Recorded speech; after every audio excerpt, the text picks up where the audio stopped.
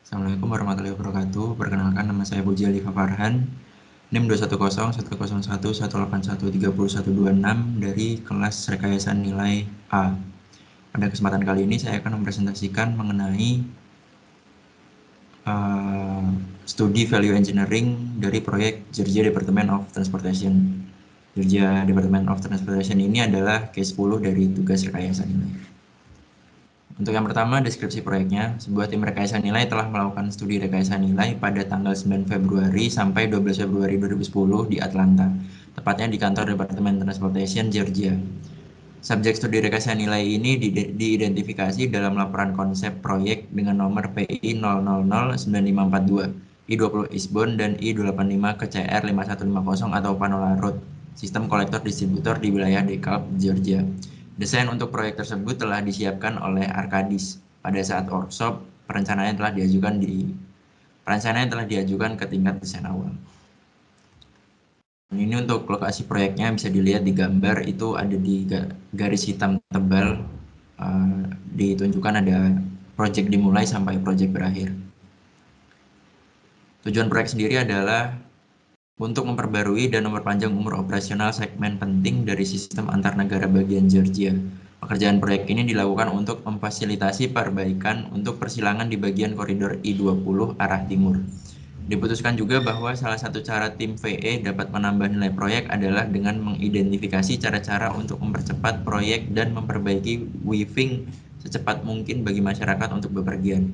Oleh karena itu, sebagian besar ide yang dikembangkan oleh tim VE memiliki tujuan bersama dengan potensi penghematan biaya.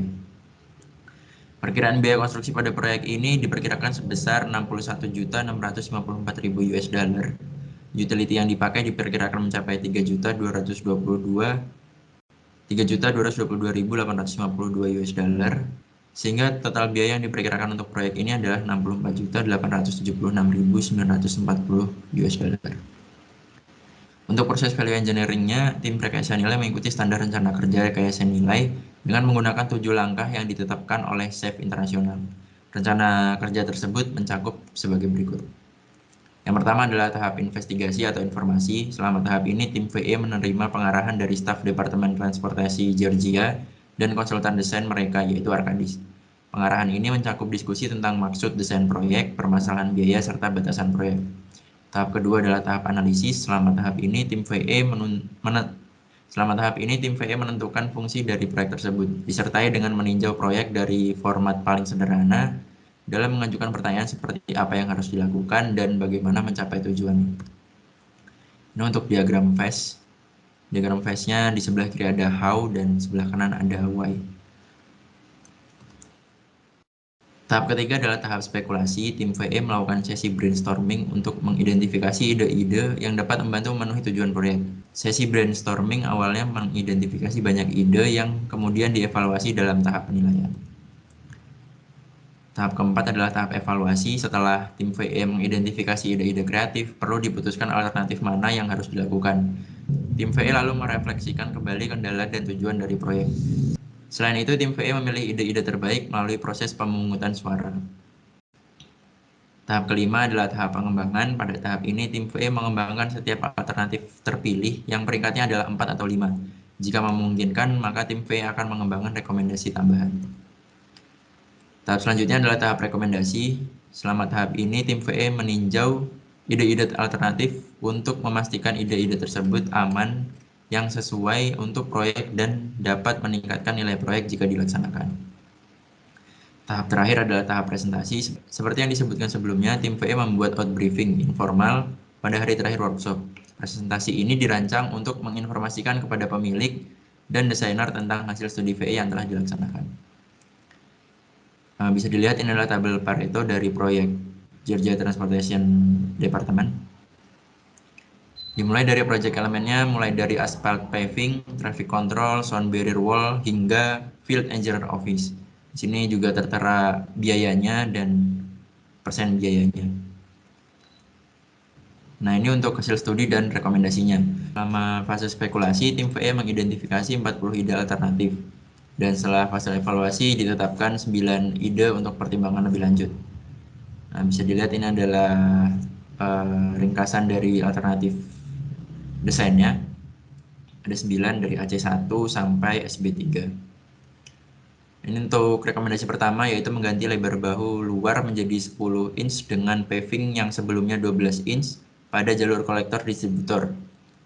Ini adalah alternatif AC1.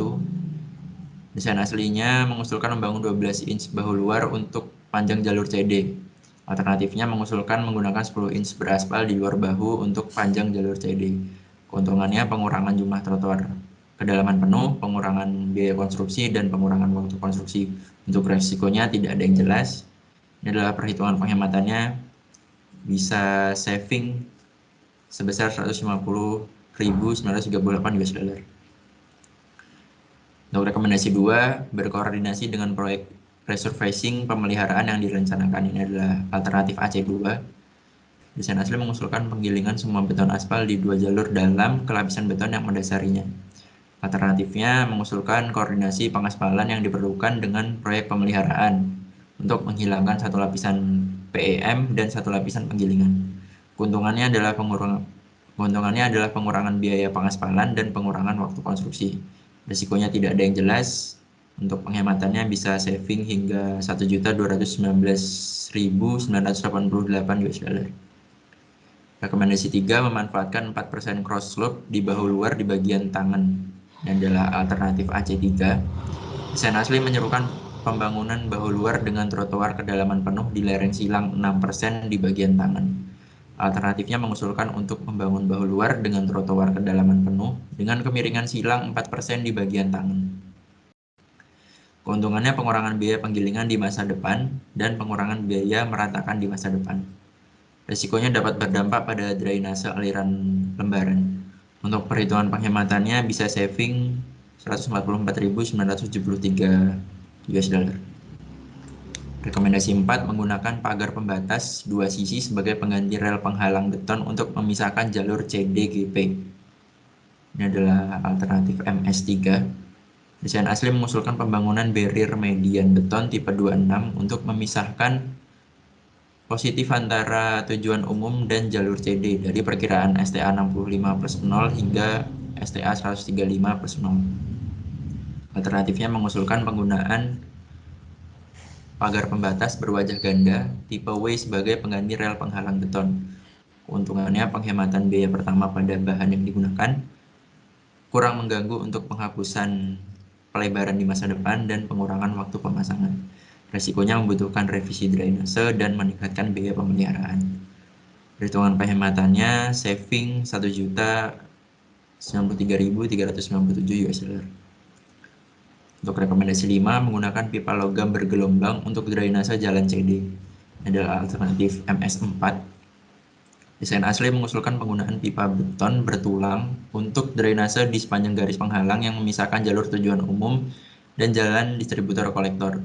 Desain alternatif mengusulkan menggunakan pipa logam bergelombang untuk drainase di sepanjang garis penghalang yang memisahkan jalur tujuan umum dan jalan distributor kolektor. Keuntungannya pengurangan biaya drainase dan pengurangan konstruksi. Risikonya tidak ada yang jelas.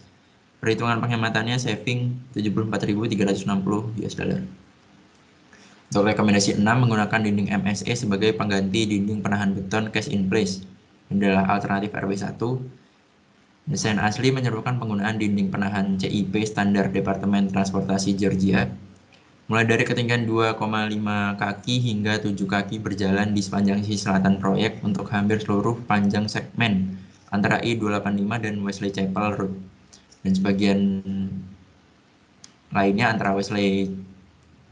sebagian lainnya antara Wesley Chapel Road dan Panola Road. Alternatif ini mengusulkan penggunaan dinding MSE sebagai pengganti dinding penahan di tempat.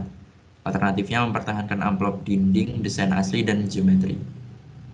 Keuntungannya penghematan, mengurangi waktu konstruksi, desain Departemen Transportasi Georgia standar tersedia, meningkatkan estetika, dan dinding MSE telah digunakan pada koridor ini.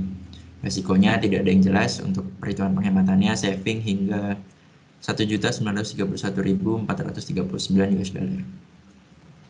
Untuk rekomendasi 7, menambah dinding suara ke dinding penahan beton. Ini adalah alternatif RW9. Desain asli menyerukan penyediaan dinding suara di sepanjang kedua sisi koridor. Saat ini, dinding penahan CIP digunakan berdekatan dengan jalan raya. Alternatif mengusulkan penerapan teknik stabilisasi tanah untuk memfasilitasi lereng yang lebih curam sebagai pengganti dinding penahan di tempat. Alternatifnya mempertahankan geometri jalan raya asli. Keuntungannya adalah penghematan, pengurangan waktu konstruksi, konstruksi yang kurang mengganggu, dan menyimpan pohon. Risikonya tidak ada yang jelas, perhitungan penghematannya saving hingga 505.230 US dollar. Untuk rekomendasi 8, menggunakan sheet pile sebagai pengganti penahan dinding beton cor di tempat. Ada alternatif RW 10, desain asli memerlukan penggunaan dinding penahan chip. Desain asli memerlukan penggunaan dinding penahan CIP standar GDOT. Keuntungannya penghematan biaya, pengurangan waktu konstruksi, sheet pile mempunyai nilai saving. Risikonya tidak ada yang jelas. Untuk perhitungan penghematannya saving hingga 1.161.210 US dollar.